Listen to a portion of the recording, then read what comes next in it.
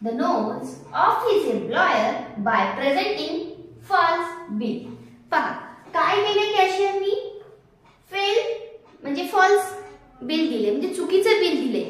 एवढं तरी समजतं आपल्याला, बाकीचं नाही कळालं तर थोडं कसं आन्सर करेक्ट कसं येईल यासाठी काय केले? प्रेझेंटिंग फॉल्स बिल म्हणजे चुकीचं बिल दिलं एवढं कळते. मग काय केलं असेल त्यांनी? चुकीचं बिल दिलं म्हणजेच त्यांना चीट केलेलं असेल. बघा काय काय ब्लूम म्हणजे काय? अटळ. असं काही आहे का? नाही.